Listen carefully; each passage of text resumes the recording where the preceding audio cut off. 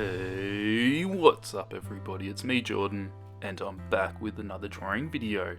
In this video, I'm colouring in the line work which I previously did for my Laughing Jack drawing. I'll leave a link for that so you can check out the inking video if you haven't seen that first.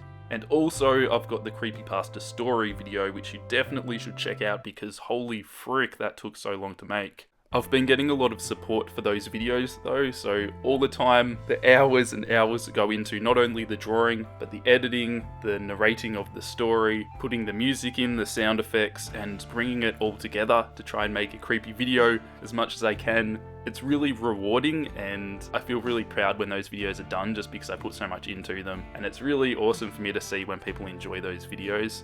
Or just get really creeped out, that's also good. But in this video, I thought I'd just talk a bit about the process for you guys who might not like creepy stories. Harden up. The character Laughing Jack is some form of a demented clown. He's got like a cone nose. It looks a little bit weird just because it's like front on and it was kind of a bit hard to draw. But that's what's going on with that. When I shade it, I try and make it a bit more obvious that it's kind of meant to be coming forward towards the viewer.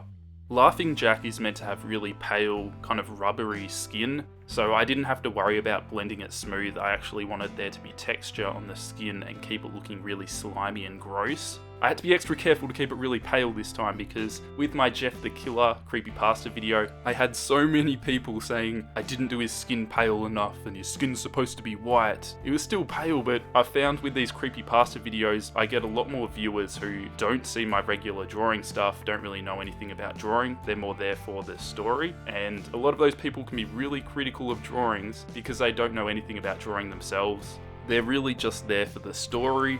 And some people don't seem to understand the concept of artistic license. They've got their vision of how the character should look, and if another artist does it any other way, different from how they envision the character, then it's wrong. Which can be really frustrating, but that's just something you get used to and just deal with it and move on. We'll see how it goes. I'm sure there's always going to be some people who say something's wrong, blah blah blah. That's just what it's like being an artist on YouTube.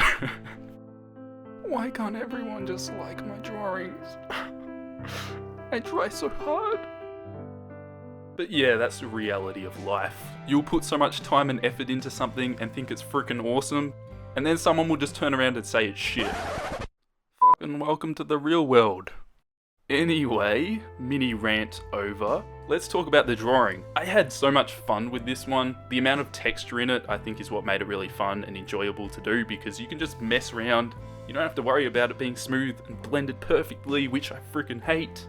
It's too stressful. This way, I can just mess shit up and it looks fine. It just works with the drawing, putting blood on there, making it look like he's got mascara running down his face, like he's been crying after breaking up with his clown ex-girlfriend. I don't know, it's in his past, he's moving forward from that, but that's probably why he's such a psychopath. Maybe I should write his backstory in a creepypasta. I'm sure it would be great. Of course, all the blood effects were really fun to draw as well. I don't need to mention how much I enjoy doing that.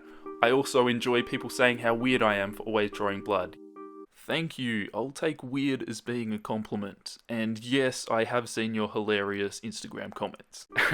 But I hope you guys found my drawing blood tutorial kind of thing, drawing Yandere Simulator video, which I did a couple weeks ago, depending on when I upload this. That was a mouthful. That was so smooth. Maybe I should edit that. No, let's just keep moving. I am way too sick of editing after making this creepypasta video.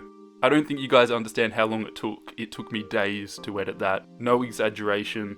The thing is with these creepypasta videos, they take really long, but then I forget how long they take until I get to the next one and I'm editing that, and then I'm like, oh shit, it really does freaking take forever. That's the thing with me, I've got a really bad memory. Sometimes it works in my advantage because I can just plow out these really arduous tasks and then I'll get it done and I'll just be like, never gonna do that again. And then a week later, I've forgotten how hard it was and I'm starting it again. So maybe that's a good thing, or more likely I've just got early onset of Alzheimer's. That's awesome. It's pretty much like a superpower. Except for a really shitty one like Ant-Man or that Rockman that no one wants to be. Anyway, I feel like this has been a really off-the-rails narration, even by my standards, so I should try and talk a bit about the drawing, and we're actually up to a pretty interesting part, and this is where I'm colouring his hair. Now, Laughing Jack has got black hair, but I'm using a technique which I really like to use for when I'm drawing black hair, and that is by starting out by doing the highlights, sometimes in a different colour. Here I've used a reddish brown, because I thought that would be a really cool kind of highlight for his hair.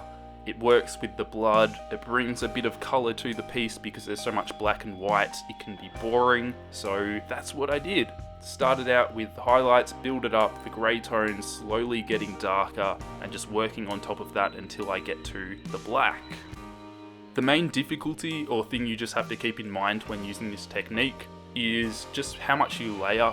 Certain papers can handle layering better than others. The paper that I use here can't handle it the best. It's a marker paper and they're generally really thin and they can only take so much layers before the Copics stop blending properly. So just be careful with that. You can fix it up a bit with pencils. I go in with Prismacolor pencils at the end and then a bit of soft pastel shavings as well. This will help smooth that out, but it's generally something you want to try and avoid. Some Copics you can layer more than others, but that's pretty much just trial and error. It really comes down to just practicing and finding out what works for you. That's generally the best way to learn. Try and pick up tips when you can, but you really have to apply it yourself. Because I think we all have different ways of doing things. You can definitely learn from all other artists, but we all have our own slightly different ways that we like to do things, so it's up to you to kind of figure that out for yourself and just kind of build up your own art style.